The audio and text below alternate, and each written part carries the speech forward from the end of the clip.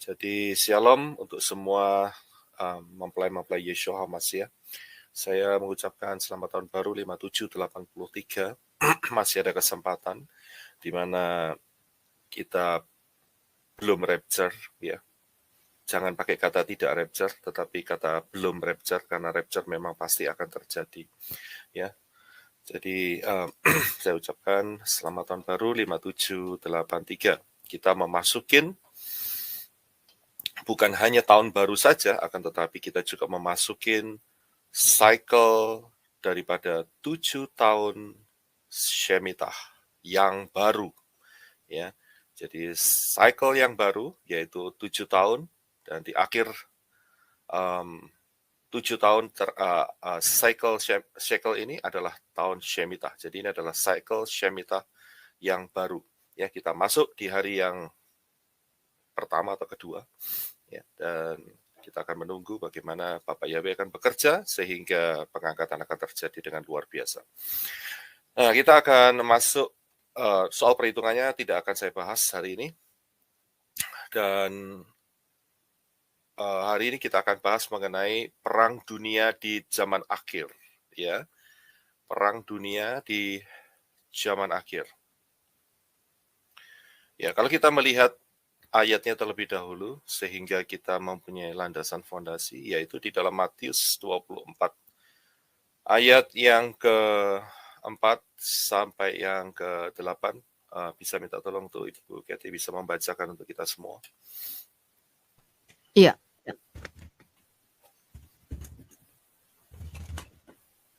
Matius 24 ayat Matius 24 ayat yang ke-4 sampai ayat yang ke-8. Oke. Dan seraya menanggapi, Yesua berkata kepada mereka, "Perhatikanlah, janganlah seorang pun menyesatkan kamu, sebab banyak orang akan datang atas namaku dengan mengatakan, Akulah Hamasya. Dan mereka akan menyesatkan banyak orang, dan kamu akan segera mendengar peperangan dan berita perang. Perhatikanlah, janganlah ketakutan, karena seharusnya lah semuanya itu terjadi. Tetapi hal itu belumlah kesudahannya, karena bangsa akan bangkit melawan bangsa, dan kerajaan melawan kerajaan. Dan akan terjadi kelaparan dan wabah penyakit, dan gempa bumi di berbagai tempat. Dan semua ini merupakan awal penderitaan." Ya, terima kasih. Ya. Jadi Matius 24 ini adalah perkataan Yeshua HaMashiach. Ada banyak hal terjadi di dalam pembacaan mulai ayat yang ke-4 sampai ayat yang ke-8. Ada banyak hal yang terjadi untuk masuk di dalam zaman yang baru. Ada kelaparan, gempa bumi, dan juga ada wabah dan peperangan. Nah, salah satu yang kita lihat di sini adalah Yeshua berkata bahwa perang itu adalah menjadi salah satu agenda daripada dunia ini, ya. Jadi perang akan terjadi, bangsa akan bangkit melawan bangsa, dan kerajaan akan bangkit melawan kerajaan. Ya, kita fokus di peperangan zaman akhir ini, ya. Jadi kita tidak meluas soal peperangan Diponegoro atau peperangan melawan Belanda dan sebagainya. Kita tidak fokus di sana, ya. Itu urusannya bangsa Indonesia, setiap bangsa punya perang masing-masing. Tapi perang yang satu ini yang kita akan pelajari, yaitu perang dunia di zaman akhir yang berhubungan dengan Israel. Ya, yang berhubungan dengan Israel. Garis bawahi di situ, saya tidak membahas perang-perang yang lain, tetapi perang di zaman akhir yang berhubungan dengan bangsa pilihan Bapa Yahweh, yaitu bangsa Israel. Dalam abad yang ke-20 ini, kita melihat bahwa dunia ini sudah mengalami yang namanya Perang Dunia Pertama, yaitu sekitar tahun 1914 sampai 1918, dan memakan banyak korban, kurang lebih sekitar 40 juta, ya, manusia. Dan bukan selesai di sana saja, ya, bukan selesai di sana saja, akan tetapi dunia juga mengalami Perang Dunia yang kedua, ya, Perang Dunia yang kedua, 39 sampai 1945 ya. Dan hebatnya penduduk yang atau korban jiwanya itu sekitar 70 sampai 80 juta jiwa. Ya. Sekitar segitu, dan saat itu ditandai dengan satu peristiwa yang super dahsyat, yaitu dijatuhkannya 2 onde-onde, yang satu di Hiroshima dan yang satu di Nagasaki. Ya, saudara tahu sendiri onde-onde macam apa itu. Ya, jadi itulah yang terjadi. Nah, setelah peristiwa-peristiwa 2 perang yang besar ini, maka tidak lama kemudian bangkitlah satu movement dan menghasilkan, ini singkat cerita ya, satu kegerakan di mana Israel itu lahir kembali, yaitu pada tanggal Gregoriannya adalah 14 Mei 1948. Nah, dengan lahirnya bangsa Israel ini, maka yang namanya clock daripada atau jam daripada Bapak Yahweh itu berputar, ya, running kembali, yaitu zaman akhir. 2 perang sebelumnya, Perang Dunia Pertama dan Kedua, itu membuat kegerakan bangsa Israel itu untuk mempersiapkan diri, ya, masuk di zaman di mana kalender Bapak Yahweh tentang penyelesaian zaman akhir ini berjalan kembali. Ya, jadi sejak saudara masih ingat ya, saat Perang Dunia Kedua, terutama saat Hitler ya membantai ya bangsa Yahudi, ya sekian juta manusia binasa saat itu, termasuk negara-negara sekutu yang musuhnya seperti Soviet dan sebagainya saat itu. Tetapi secara spesifik Hitler menghancurkan bangsa Israel, tapi bangsa Israel saat itu belum berbentuk sebagai satu negara. Tetapi Bapak Yahweh dengan menggunakan cara itu, maka bangkitlah negara Israel kembali ke tanah Kanaan, ya, bukan tanah Palestina, tapi tanah Kanaan, tanah perjanjian. Mei 14 Mei 1948. Ya, dan dari situ kita bisa lihat bahwa jam daripada Bapak Yahweh itu bergerak. Nah, kita kalau kepingin tahu planning rencana Bapak Yahweh, itu kita tidak bisa lepas dari kalender Bapak Yahweh terhadap Israel.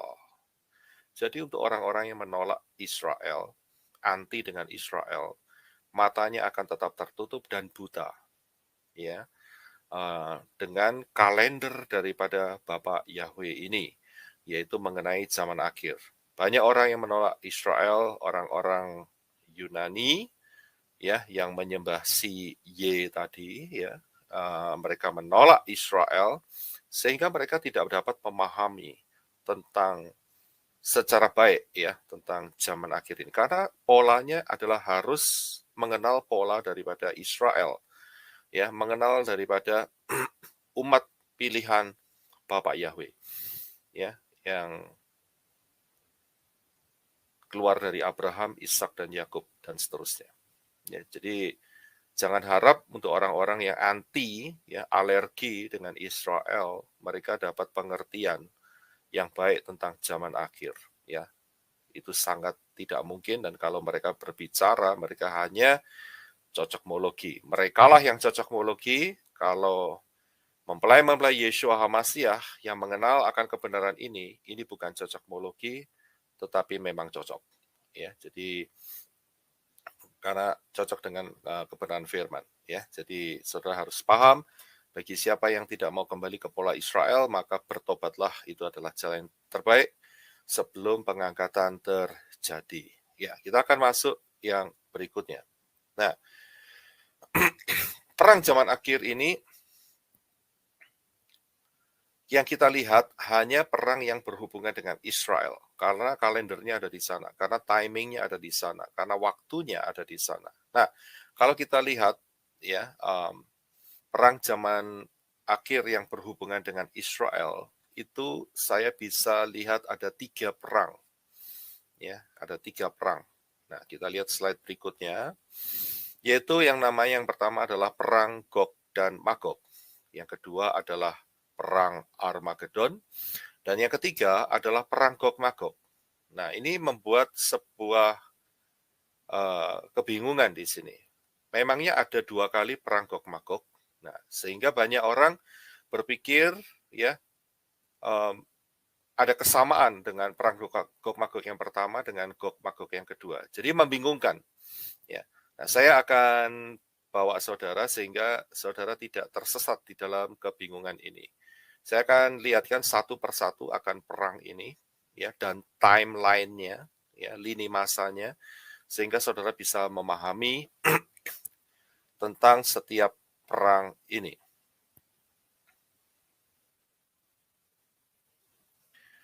Nah, kalau saudara lihat di slide yang saya tampilkan sekarang ini, ada 2 perang Gog Magog, yaitu nomor 1 dan nomor 3. Sebetulnya ini adalah sebuah kesalahan pemahaman.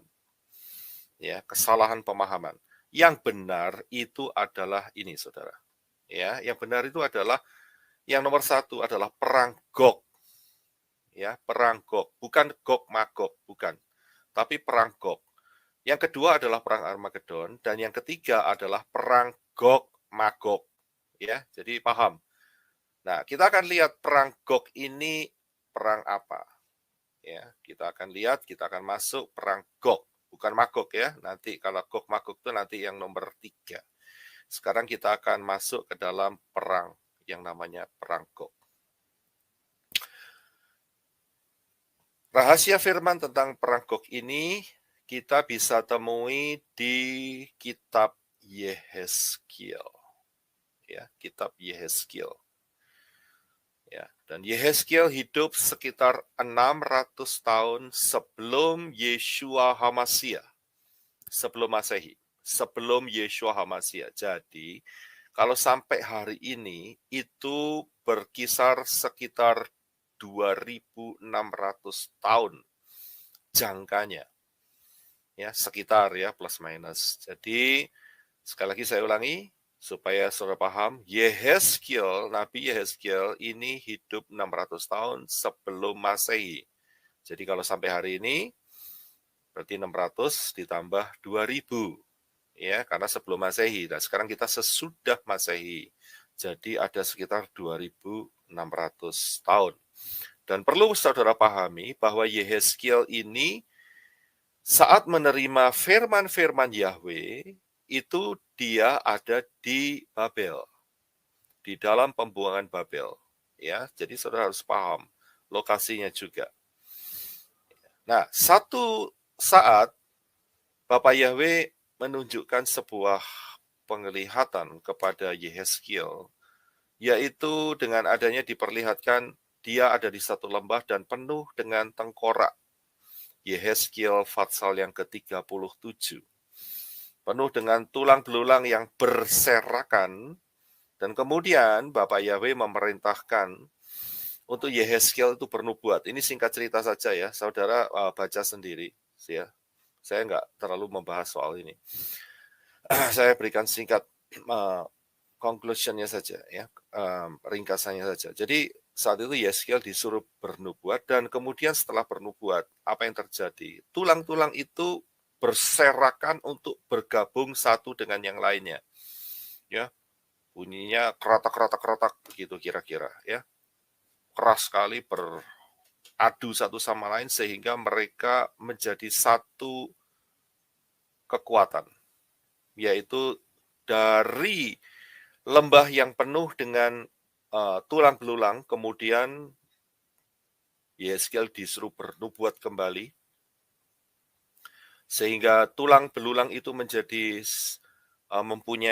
mempunyai daging, mempunyai otot, ya, dan kemudian disuruh bernubuat lagi, sehingga akhir daripada hasil tulang belulang itu adalah Israel. Ini adalah lambang Israel, ya. Tulang belulang itu menjadi satu pasukan yang besar sekali, yang kuat sekali. Dan kalau saudara lihat, ini tidak lain adalah nubuat Bapak Yahweh tentang Israel yang telah mati selama 2000 tahun, kemudian bangkit menjadi satu negara yang kuat di dunia ini. Ya, sehingga menjadi satu pasukan, dan ini merupakan salah satu nubuatan tentang berdirinya bangsa Israel tahun 1948, yaitu Yehezkiel pasal yang ke-37 ini. Jadi Israel yang dulunya adalah tulang belulang yang berserakan, kemudian menjadi satu pasukan yang luar biasa. Hari ini pasukan yang sangat disegani di seluruh dunia, ya, adalah pasukan daripada Israel. Sangat luar biasa sekali. Ya, jadi Yehezkiel 37 ini sudah digenapkan. Nah, setelah Fatsal 37, maka kita akan masuk di Fatsal yang berikutnya, yaitu Fatsal yang ke-38. Nah, 38 dan 39, Yehezkiel 38-39, ya nanti saudara baca sendiri ya, tentang nubuatan ini, tapi saya ambil hanya ringkasannya saja, sehingga saudara akan paham, Yehezkiel 38-39 ini adalah satu pertempuran yang akan dihadapi oleh Israel yang telah menjadi satu negara sejak 1948. Nah, kita masuk di dalam Yehezkiel 38. Inilah yang disebut sebagai perang Gog. Ya, perang Gog. Saya akan bacakan perlahan-lahan, tidak semua. Akan tetapi saudara akan bisa melihat di sini ya. Yehezkiel 38. Datanglah firman Yahweh kepadaku, hai anak manusia, tunjukkanlah mukamu kepada Gog di tanah Magog. Ya, ingat, Gog di tanah Magog. Jadi ini perang bukan Gog Magog. Jadi kita kalau mau menyatakan kebenaran firman, jangan dipotong-potong atau dibuat ringkasan tanpa mengenal maknanya. Karena ada banyak pengajaran tentang ini yang dilakukan oleh pendeta-pendeta Yunani. Mereka langsung pakai kata Gog dan Magog, dan itu banyak terjadi hal yang menyesatkan dan kebingungan. Ya, jadi kita harus jelas. Jadi ini adalah perkataan Yahweh kepada Yehezkiel, ya, tunjukkanlah mukamu kepada Gog di tanah Magog. Siapakah itu? Yaitu Raja Agung negeri Mesek dan Tubal. Dan bernubuatlah melawan dia. Ayat 3, dan katakanlah, beginilah firman Adonai Yahweh. Lihat, aku akan menjadi lawanmu, hai Gog. Ya, bukan hai Gog Magog, tidak, tapi hai Gog. Hanya Gognya saja. Raja Agung negeri Mesek dan Tubal. Dan aku akan menarik engkau dengan kelikir pada rahangmu, membawa engkau keluar beserta dengan seluruh tentaramu, yaitu pasukan berkuda dan semuanya berpakaian lengkap, satu kumpulan orang banyak dengan perisai besar dan kecil, dan semua pedang di tangannya. Orang Persia, ya, ini siapa-siapa saja yang akan yang akan menjadi grup di dalam peperangan ini, dikatakan bahwa orang Persia, Ethiopia, Put, menyertai mereka, dan semua dengan perisai dan ketopong. Orang Gomer dengan seluruh bala tentaranya. Bet Togarma dari utara sekali dengan seluruh bala tentaranya. Banyak bangsa menyertai engkau. Jadi di dalam peperangan ini ada grup bangsa-bangsa yang akan menyerang Israel. Nah, sebelum masuk di situ, saya harus jelaskan bahwa apa yang dikatakan oleh Yehezkiel ini, ya, sampai hari ini belum terjadi. Jadi Yehezkiel 38 dan 39 ini belum terjadi penggenapannya. Saya tidak berkata tidak terjadi penggenapannya, tapi saya berkata belum terjadi. Mengapa? Karena setiap firman Yahweh yang keluar dari mulut Yahweh akan terjadi. Ya, itu sudah dapat dipastikan ketepatannya. Pasti akan terjadi. Tapi sampai hari ini belum terjadi. Saya akan berikan sedikit kronologinya untuk supaya saudara bisa melihat bahwa peperangan ini belum pernah terjadi sampai hari ini. Perhatikan slide berikut ini. Ingat, tadi katakan bahwa Yehezkiel saat bernubuat, dia ada di Babel. Ya, dia ada di pembuangan Babel.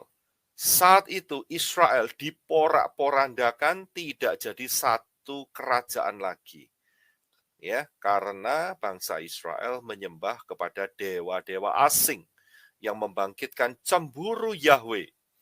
Jadi, jangan pernah ada berhala di dalam kehidupan saudara. Ya, ini terjadi di dalam Israel, sehingga Israel yang menyembah Yahweh kemudian juga menyembah yang lainnya. Ya, dan itu mendatangkan murka Yahweh yang luar biasa. Hari ini ada banyak orang berkata, oh ya, enggak apa-apa menyembah Yahweh, tetapi juga Natalan 25 Desember. Masih tetap merayakan 25 Desember, tapi menyembah Yahweh. Saya bilang itu sebuah kekejian. Itu penghinaan kepada Yahweh Elohim. Karena apa? Karena 25 Desember itu adalah penyembahan kepada Dewa Saturnalia, yaitu Dewa Matahari. Dengan adanya orang-orang yang berpaut kepada Yahweh telah menerima baptisan pembaharuan, tetapi tetap merayakan Natal 25 Desember, walaupun sudah dikasih tahu bahwa Yeshua lahirnya 15 Tisri, yaitu saat perayaan Sukkot, tetapi orang-orang itu tetap mengeraskan hati. Ingat, itu adalah kekejian di hadapan Bapa Yahweh. Karena apa? Menyamakan Yahweh dengan Dewa Matahari. Ya, itu penghinaan yang luar biasa. Buat orang-orang yang melakukan seperti itu, saya bilang bertobatlah segera. Ya, kalau saudara tidak ingin menghadapi anti Hamasyah tertinggal, ya, jangan mengharapkan rapture untuk orang-orang yang demikian. Ya, jangan mengharapkan rapture, karena saudara menghina Yahweh pasti tidak akan di rapture. Ya, itu sudah pasti. Bapak Yahweh tidak suka seseorang dengan hati ganda, menyembah Yahweh, tapi juga menyembah yang lainnya. Ya, perhatikan baik-baik. Dan inilah adalah kita bisa belajar dari sejarah Israel. Israel dibuang ke Babel gara-gara dia menuhankan Yahweh dan Baal, juga Asitoret dan lain sebagainya, Tamus dan sebagainya. Ya.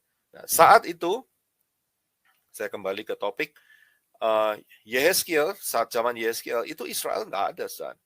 Ya, kerajaan Israel sudah porak-poranda. Dan setelah Yehezkiel, Israel kembali dikuasai oleh Medo dan Persia. Ya, dua kerajaan, dua kekaisaran. Ya, Medo dan Persia. Setelah Medo Persia, Israel dibelenggu lagi oleh Yunani. Ya, salah satu yang terkenal adalah Alexander the Great. Jadi Israel di bawah kekuasaan daripada penguasa ini. Jadi nggak jadi satu negara lagi atau satu kerajaan lagi, enggak. Ya, setelah Yunani apa yang terjadi? Israel dibelenggu oleh Romawi. Ya, dan setelah Romawi, Israel terserak ke seluruh muka bumi. Ya, ingat peristiwa di mana Jenderal Titus menghancurkan Bait Suci dan Yerusalem tahun 70 Masehi. Sejak itu Israel hilang lenyap, ya, terserak. Jadi apa yang dinubuatkan oleh Yehezkiel, yaitu Yehezkiel 38 dan 39 ini, belum pernah terjadi. Dan sampai tahun 1948, Israel baru kembali menjadi sebuah negara yang berdaulat. Ya, dari sini kita bisa simpulkan bahwa nubuat Yehezkiel 38 sampai 39 itu sejak 2600 tahun yang lalu sampai titik hari ini yaitu tahun 2022, peristiwa apa yang diucapkan oleh Yeskel belum terjadi. Memang saat Israel telah menjadi satu negara, terjadi beberapa peperangan, ya, yang kita bisa lihat di sini, yaitu perang 6 hari. Ini tidak melibatkan semua yang dideskripsikan oleh Yehezkiel 38 yang kita baca tadi, tidak. Hanya Mesir, Irak, dan sedikit Jordan dan Syria kalau tidak salah. Sekitar beberapa negara saja Islam di sekitarnya, tetapi tidak menyeluruh seperti yang telah deskripsikan di dalam Yehezkiel 38 tadi. Ada Persia, ada Put, ada Ethiopia, ya. 6 hari perang tahun 1967 tidak melibatkan bangsa-bangsa yang tercatat di dalam Yehezkiel 38 lagi. Juga di dalam perang Yom Kippur, ya, tahun 1973. Ya. Dalam perang ini pun juga tidak melibatkan seperti yang dideskripsikan oleh Yehezkiel 38. Jadi kita bisa memastikan bahwa apa yang dikatakan Yehezkiel 38-39 ini sampai hari ini belum pernah terjadi. Bahkan saya ingin tambahkan di sini, ya, kita harus tahu bahwa yang namanya Iran itu adalah Persia, atau saya balik dulu supaya saudara nggak bingung. Tadi kita kan baca di dalam Yehezkiel 38 ada kata Persia. Persia itu adalah Iran saat ini, negara Iran. Dan negara Iran itu sangat bersahabat dengan Israel. Walaupun saat itu Iran dikuasai oleh Islam, tetapi masih di dalam penguasaan Syah namanya. Ya, ini kayak kaisar begitulah kira-kira, tiang turun-temurun, raja, ya. Ya, Syah namanya, Syah Iran. Yang terakhir Syah Iran adalah Muhammad Reza Pahlavi, ya. Kita lihat dari namanya saja memang nama Islam. Tetapi Iran, ya, sampai dengan tahun 1978 saat Muhammad Reza Pahlavi ini berkuasa, itu mereka punya hubungan baik. Mereka tidak pernah berpikir bahwa Iran ini akan menjadi musuh bebuyutan daripada Israel. Tidak pernah. Tapi itu sampai tahun 1978. Dan sejak tahun 1978 terjadi sebuah shifting atau sebuah perubahan yang luar biasa, di mana terjadi revolusi di Persia, di Iran, yang terjadi selama 1 tahun, yaitu tahun 1978 sampai 1979. Muhammad Reza Pahlavi digulingkan saat itu.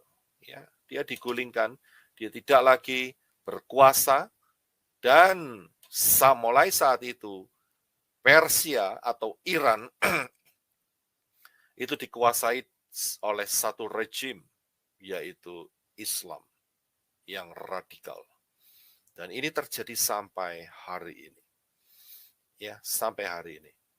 Jadi saudara tahu bahwa dari sini kita bisa lihat, ya, orang-orang saat itu sebelum 1978 berpikir tidak mungkin Iran akan menjadi musuh yang akan menyerang Israel. Tetapi hari ini kita bisa melihat penggenapannya sudah mulai terbuka. Iran sangat berambisi untuk menghancurkan umat pilihan Bapak Yahweh, yaitu Israel. Perhatikan saja sepak terjangnya. Ya, bolak-balik dia bohong terus dengan yang namanya grup untuk pembuat nuklir, ya, karena Iran sangat berambisi dan Iran support banyak kepada teroris-teroris untuk mengarahkan tembakannya, untuk mengarahkan peluru rudalnya dan sebagainya ke Israel. Dia sangat benci sekali dengan Israel.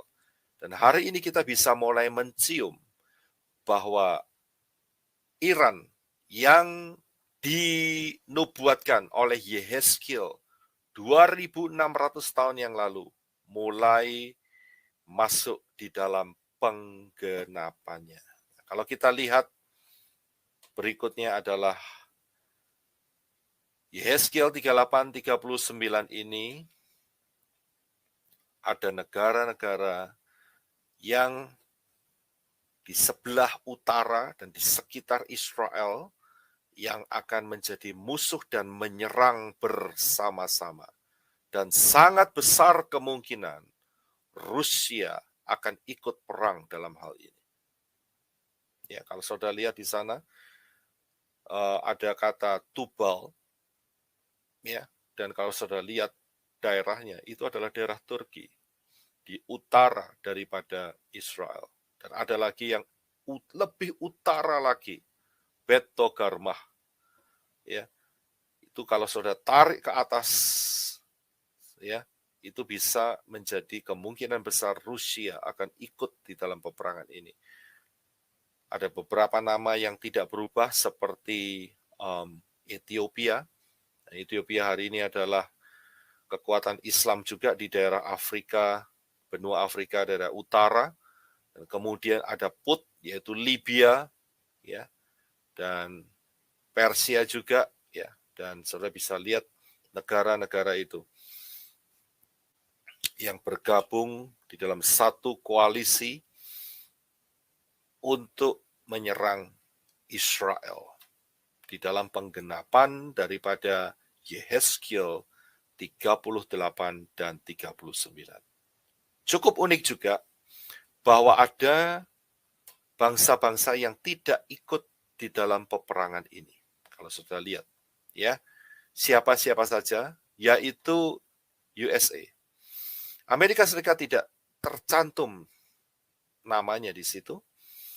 Juga tidak tercantum kekuatan daripada Uni Eropa, kemudian Arab Saudi yang juga adalah Islam, termasuk Dubai dan sekitarnya, dan kemudian yang dari timur adalah China.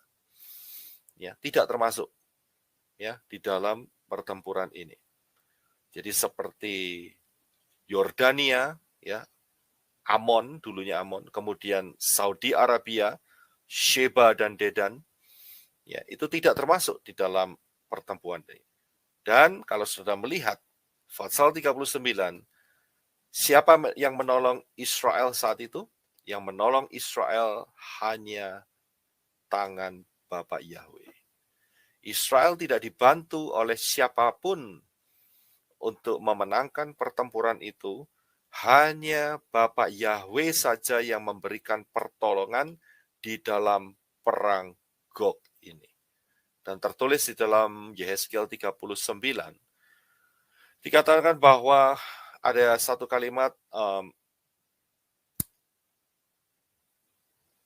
orang-orang yang mati di dalam perang itu, ya, itu tanahnya akan najis selama 7 bulan.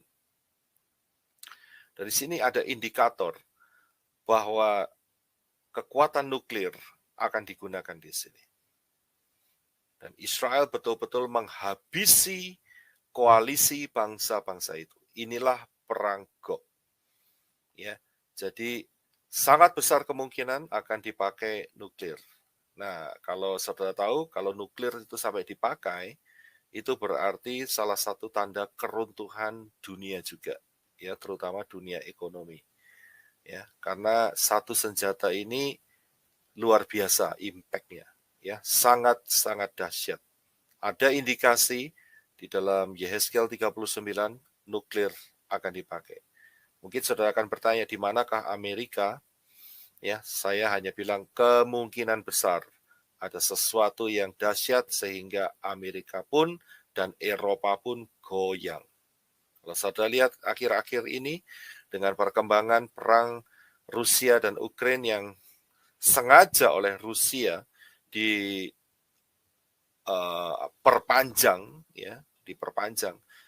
Dan kemudian Rusia sudah menggalang kekuatan dengan China dan beberapa negara Afrika, ya, dan perdagangan mereka tidak menggunakan US dollar lagi, tetapi mereka menggunakan ruble.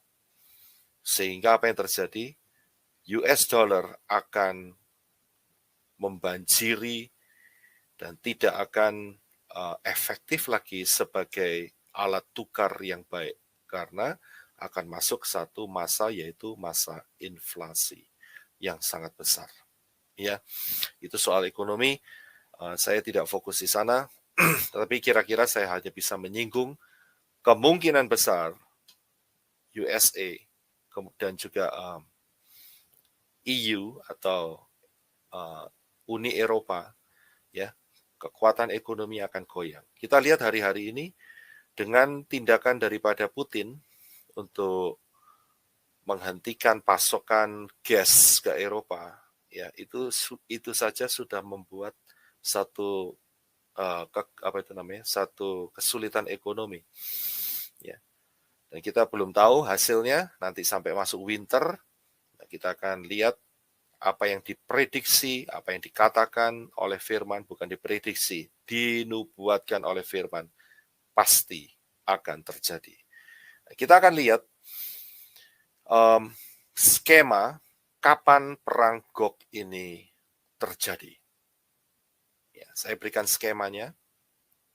Perang Gog ini terjadi yaitu sebelum masa kesusahan besar 666. Ya, itu tepatnya. Nah, kita hari ini sudah masuk di cycle yang baru daripada Shemitah, ya, 7 tahun cycle yang baru. Dan kalau kita lihat, ya, dengan perhitungan pola, ya, yang Bapak Yahweh berikan mengenai 2030 atau lebih tepatnya 2029-2030, maka kita bisa melihat bahwa kita sedang memasuki cycle yang terakhir 7 tahun ini. Dan ini akan terjadi di dalam 3,5 tahun ini, ya, sebelum masuk ke dalam dunia ini, ya, sebelum dunia ini masuk ke dalam anti-Hamasiah, yaitu yang usianya juga tidak lama, hanya 3,5 tahun. Saudara bisa lihat, saya beri tulisan merah, perang Gog itu terjadi di 3,5 cycle Shemitah yang pertama. Jadi dengan adanya apa yang terjadi di tengah-tengah kita sekarang ini, kita perlu waspada, saudara. Ya, kita perlu berjaga-jaga. Ya. Saat perang ini terjadi, ini adalah salah satu tanda yang sangat mendekati sekali. Ya, yang kita akan melihat bahwa ini akan merupakan satu penggenapan yang sudah tertulis 2.600 tahun yang lalu. Ya, dan kalau ini digenapi, maka tidak lama lagi akan terjadi pengangkatan. Ya, kita akan sudah masuk di cycle ini. Ya, ini adalah perang Gog. Ya, ini adalah perang Gog. Jadi saudara paham, ya, posisinya adalah sebelum penguasa 666 anti-Hamasiah itu berkuasa. Saya sedikit memberikan hint atau clue bahwa setelah Yehezkiel 38 dan 39, kalau saudara lihat Yehezkiel 40, itu adalah pembangunan bait suci, saudara. Ya, pembangunan bait suci. Itu ukuran-ukurannya diberikan oleh Bapak Yahweh kepada Yehezkiel. Pembangunan bait suci. Ya. Apakah pembangunan bait suci ini terjadi setelah perang Gog ini? Bisa jadi. Ya, bisa jadi. Karena clue-nya adalah Yehezkiel 37, Israel telah menjadi satu negara, 1948, kemudian terjadi perang Gog, dan setelah itu barulah bait suci bisa berdiri. Itu bisa jadi seperti itu. Ya, ya, kita akan lompat ke topik yang berikutnya. Setelah perang Gog, yang kedua adalah perang Harmagedon. Ya, perang Harmagedon. Nah, perang Harmagedon ini tertulis di dalam kitab Wahyu, Fatsal yang ke-16, ayat 14 dan 16. Itulah roh-roh setan yang mengadakan perbuatan-perbuatan ajaib dan mereka pergi mendapatkan raja-raja di seluruh dunia untuk mengumpulkan mereka guna peperangan pada hari besar, yaitu hari Elohim yang Maha Kuasa. Yang ke-16, lalu ia mengumpulkan mereka di tempat yang dalam, bahasa Ibrani disebut Armageddon. Ya, terima kasih. Ya. Nah, kalau saudara lihat di sini ada ditulis ayat 14 itu adalah peperangan pada hari besar. Hari besar apa? Yaitu harinya Elohim yang Maha Kuasa. Siapakah Elohim yang Maha Kuasa? Tidak lain adalah Yahweh Elohim. Ya, jadi rahasia perang Harmagedon ini secara spesifik, kata Armageddon ini muncul di Wahyu 16 ayat 14 dan 16. Ya, satu tempat yaitu Armageddon, di lembah yaitu lembah Megiddo. Nah, mungkin ada yang bertanya, kalau begitu apakah perang Harmagedon ini ada di dalam nubuatan perjanjian lama atau Tanak? Ya, saya akan coba bukakan beberapa ayat sehingga saudara paham bahwa perang Armageddon ini ada di dalam perjanjian lama, ada di dalam Tanak. Memang secara spesifik tidak ditulis Armageddon, tetapi kalau saudara lihat, ya perikopnya setiap ayat yang akan kita baca di sini itu mengenai peperangan hari Elohim yang Maha Kuasa. Ya, nah, saya akan bukakan. Yang pertama ada di dalam Yesaya 24 ayat 21. Ya, Yesaya 24 ayat 21 dikatakan demikian. Maka pada hari itu Yahweh akan menghukum tentara langit di langit dan raja-raja di bumi di atas bumi. Ya. Ingat ya, ini saya hanya potong ayat, tetapi kalau saudara, saya kasih PR aja lebih baik. Saudara baca satu fatsal, ya. Satu fatsal daripada misalnya Yesaya 24, saudara baca seluruhnya. Dan saudara akan temukan ayat ini adalah ayat yang berhubungan dengan Armageddon, di mana Yahweh akan menghukum raja-raja bumi. Ya, dia akan menghukum tentara langit. Siapa tentara langit? Hilal ben Sakar. Ya, malaikat yang jatuh itu akan dibelenggu setelah itu selama 1000 tahun. Untuk raja-raja di bumi, siapa itu? Yaitu 666. Pemerintahan 666 di muka bumi ini akan dihukum. Ini adalah peperangan. Kemudian, Zakaria 14 ayat yang ketiga. Dikatakan demikian, kemudian Yahweh akan maju berperang melawan bangsa-bangsa itu seperti ia berperang pada hari pertempuran. Perhatikan kata berperang. Yahweh perang dengan bangsa-bangsa itu. Lihat saja seluruh perikopnya, saudara akan kelihatan bahwa ini bercerita merujuk kepada perang Armageddon.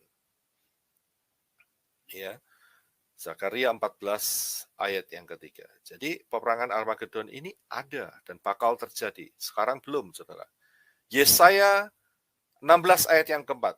Biarlah orang-orang yang terbuang dari Moab menumpang padamu. Jadilah tempat persembunyian baginya terhadap si pembinasa. Siapa si pembinasa? 666.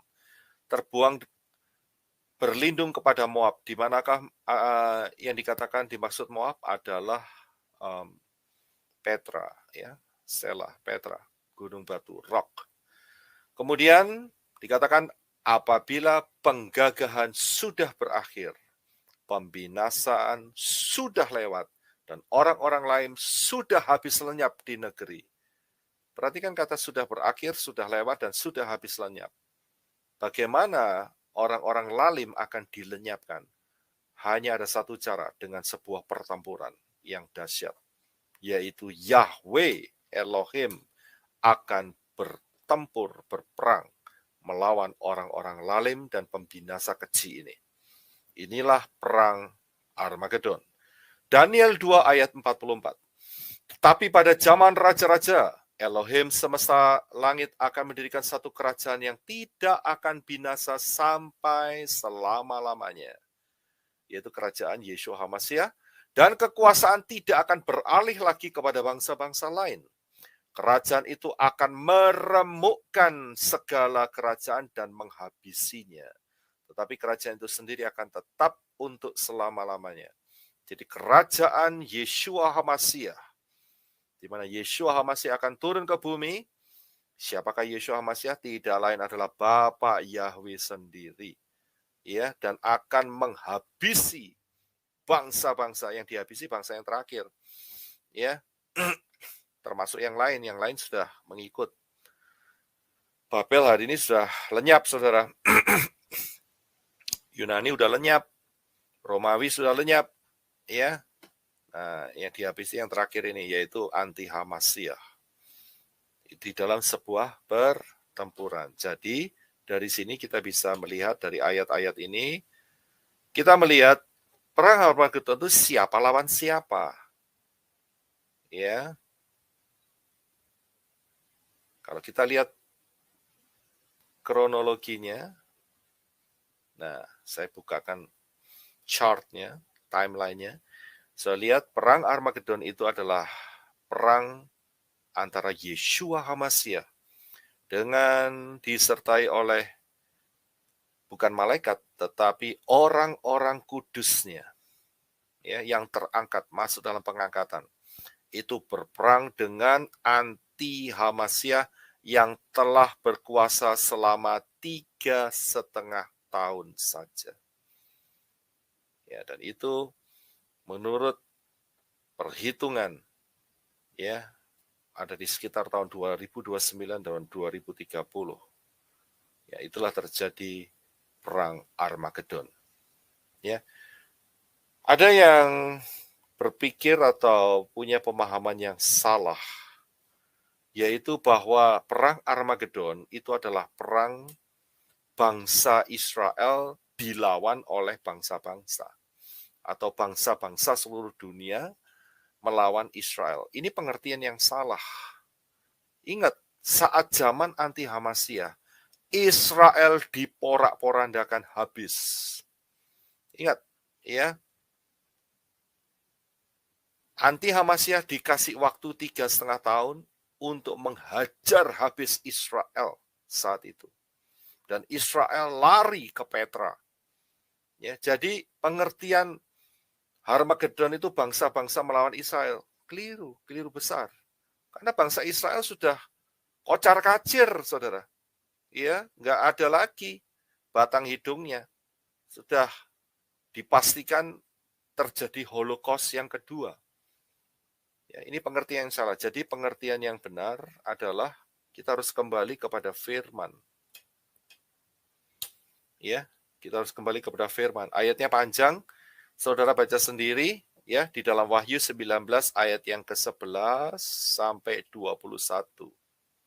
Saudara akan lihat, saya akan bacakan ayat yang ke-15 saja. Dan dari mulutnya keluarlah sebilah pedang tajam yang akan memukul segala bangsa. Jadi, dari mulut Yeshua HaMashiach keluar pedang yang akan membinasakan bangsa-bangsa. Ya, jadi bukan pengertiannya itu bangsa-bangsa melawan Israel, tidak, bukan, ya, bukan seperti itu. Akan tetapi yang benar adalah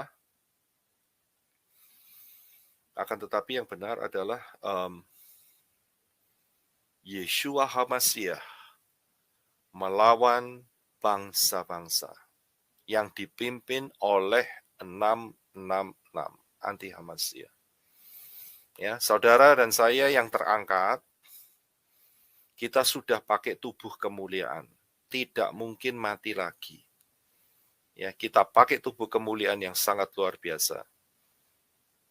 Ya, tidak ada senjata yang bisa mematiin kita. Kita sudah lewat kubur. dalam arti kita sudah terangkat, kita sudah melewati tubuh jasmaniah, tubuh alamiah jasmaniah ini. Dan kita sudah dikasih tubuh kemuliaan yang luar biasa. Sangat-sangat luar biasa. Seperti tubuh Yeshua HaMashiach setelah kebangkitan. Dahsyat sekali. Ya, dan inilah yang disebut perang Armageddon. Jadi saudara nggak salah lagi. Jangan ketipu dengan pengajaran-pengajaran Yunani yang mengatakan bahwa perang Armageddon adalah perang bangsa-bangsa melawan Israel. Itu salah total. Ya, salah total. Kembalilah ke firman, maka saudara akan menemukan kebenarannya. Yang berikut adalah perang Gog-Magog, ini yang ketiga, ya. Jadi yang tadi adalah perang Gog dan sekarang adalah Gog dan Magog. Nah, perang Gog-Magog ini ada di Wahyu pasal ke-20. Ini tidak saya tulis ya. Wahyu 20 ayat 7 dan 8. Ya. Kurang tulisan 20. Ayat 20 Fatsal 20 ayat 7 dan 8. Saya akan bacakan. Dan setelah masa 1000 tahun itu berakhir, Satan akan dilepas dari penjaranya. Dia akan pergi menyesatkan bangsa-bangsa kepada keempat penjuru bumi, yaitu Gog dan Magog. Nah, ini baru benar yang Gog dan Magog. Ya, dan mengumpulkan mereka untuk berperang dan jumlah mereka sama dengan banyaknya pasir di laut. Dari sini kita bisa lihat dua ayat ini, bahwa kejadiannya ini pada akhir dari kerajaan 1000 tahun. Jelas dikatakan. Dan setelah masa 1000 tahun itu berakhir, Satan dilepas. Ingat ya, selama 1000 tahun itu nggak ada Satan, nggak ada Hillel ben Zakar. Ya, dilepas dari penjaranya. Kemudian setelah dilepas, dia menyesatkan. Biasa kan? Itu kan sudah nature-nya si Satan, yaitu penyesat. Ya, nature-nya si Satan. Hari-hari ini banyak orang yang menentang nama Yahweh. Ya, yang memberikan pengajaran-pengajaran dikatakan bahwa Yahweh itu berhala, Yahweh itu begini, begitu. Tujuannya menyesatkan, yaitu mereka adalah corongnya atau loudspeaker-nya si Satan karena membawa berita penyesatan. Ya, orang-orang tersebut jangan harap masuk pengangkatan, jangan harap. Ya, kalau tidak bertobat. Ya, jadi kembali lagi ke topik, perang Gog-Magog adalah perang di akhir kerajaan 1000 tahun karena bangsa-bangsa disesatkan oleh Satan. Ya, disesatkan oleh Satan. Mereka berkumpul untuk memerangi Yerusalem, di mana Yeshua HaMashiach yang telah berkuasa selama 1000 tahun. Sebagai hasilnya adalah api turun dari langit, membinasakan semua orang yang disesatkan oleh Satan. Ya, lihat api turun dari langit. Nah, saya akan berikan supaya diagramnya sehingga saudara lihat dengan jelas. Perhatikan di sebelah kanan, yaitu ada tulisan 3029 atau sorry, itu bukan 2030, sorry. Ya, itu seharusnya 3030. Maafkan saya. Ya. Saya nggak ngecek lagi di situ, sorry. Ya, seharusnya 3029 atau 3030. Ya.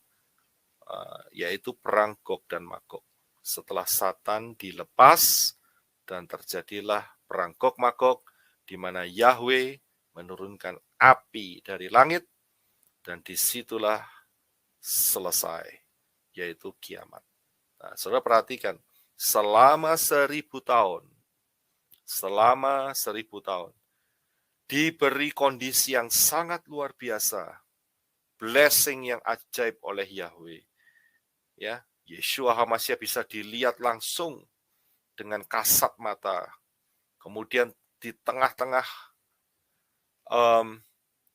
komunitas kerajaan 1000 tahun ada orang-orang bukan orang sempurna, orang-orang dengan tubuh kemuliaan, resurrection, tubuh kemuliaan, ya, resurrection body, tubuh kemuliaan seperti Yeshua HaMasiah.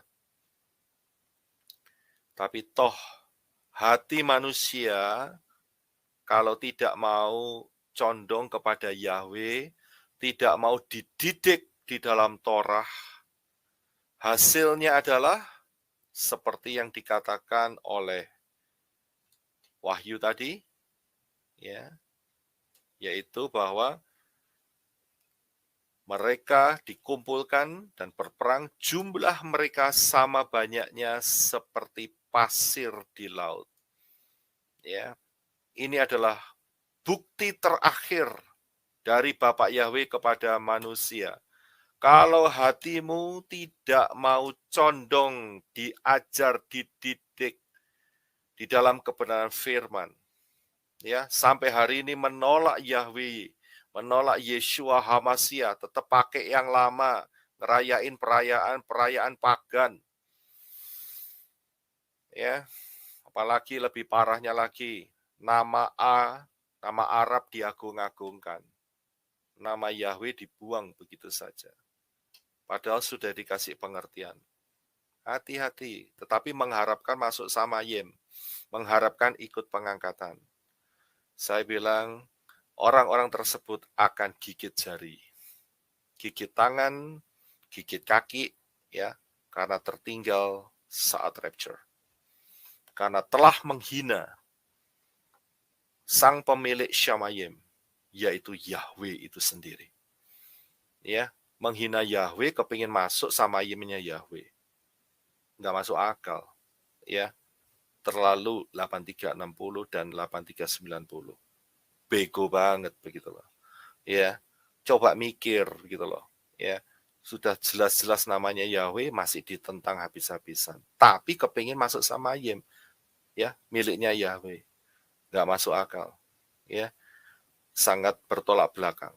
Jadi, inilah perang Gog dan Magog. Kita sudah belajar, ingat semuanya berhubungan dengan Israel. Baik perang Gog, perang Armageddon, dan perang Gog dan Magog. Ya, inilah akhir daripada 7.000 tahun penggenapan manusia yang diberi kesempatan 7.000 tahun. Ya, dan saudara bisa melihat, mempelajari di dalam pengajaran yang sebelumnya yang saya sampaikan, yaitu di dalam kerajaan 1000 tahun. Ya, kerajaan 1000 tahun. Itu juga sangat luar biasa sekali. Ya, semuanya mempunyai dasar firman, sehingga saudara punya pengertian yang jelas. Ya, dan saya tidak perpanjang, inilah perang yang berhubungan, perang zaman akhir yang akan berhubungan dengan Israel. Waspadalah, kita masuk di dalam cycle yang baru, cycle Shemitah, di mana kedatangan Yeshua HaMasiah melalui pengangkatan untuk kita semua sudah tidak lama lagi. Bapa Yahweh, Bashem Adonai Yeshua HaMasiah memberkati kita semua. Haleluya.